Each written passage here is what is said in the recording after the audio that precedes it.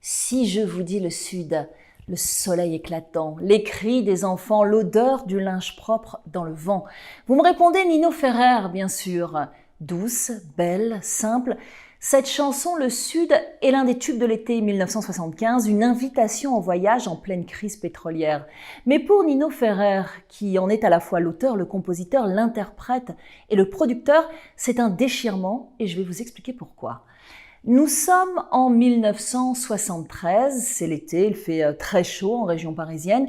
Nino Ferrer compose le titre à la Martinière, une belle demeure d'apparence coloniale à Rueil-Malmaison. Une bâtisse qui lui fait penser au vieux sud des États-Unis, à cette Nouvelle-Orléans rêvée, berceau du jazz.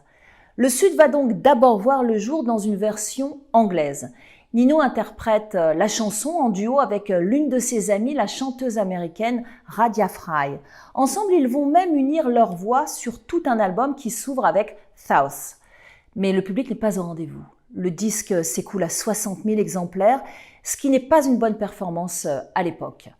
Or, le Sud, dans sa version française, sort quelques temps plus tard sur un 45 tours et se vend, lui, à plus d'1 million d'exemplaires. La carrière de Nino Ferrer est relancée, il devient richissime, mais cela le désespère.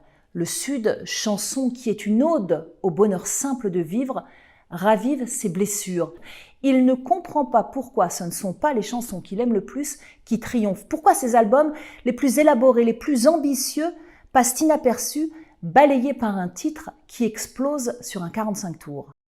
L'album qui suivra le Sud sera un flop, 1000 exemplaires vendus seulement, une catastrophe de plus. Pour ce musicien ultra doué, mais ultra sensible, un soleil noir qui ne supporte ni l'échec ni le succès. Eh bien moi, je vais quand même vous lire cette chanson que j'adore et que vous êtes nombreux à m'avoir réclamée.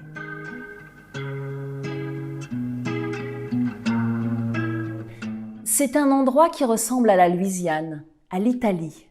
Il y a du linge étendu sur la terrasse, et c'est joli. On dirait le Sud. Le temps dure longtemps, et la vie sûrement plus d'1 million d'années, et toujours en été. Il y a plein d'enfants qui se roulent sur la pelouse. Il y a plein de chiens, il y a même un chat, une tortue, des poissons rouges. Il ne manque rien. On dirait le Sud. Le temps dure longtemps, et la vie sûrement plus d'1 million d'années, et toujours en été. Un jour ou l'autre, il faudra qu'il y ait la guerre, on le sait bien. On n'aime pas ça, mais on ne sait pas quoi faire. On dit « c'est le destin ». Tant pis pour le Sud, c'était pourtant bien. On aurait pu vivre plus d'1 million d'années et toujours en été. Cette chanson, je l'ai écoutée tout un été en Corse, en Balagne très exactement. Je me souviens de nuits entières à chanter à tue-tête, à danser. Je pouvais l'écouter 20 fois de suite.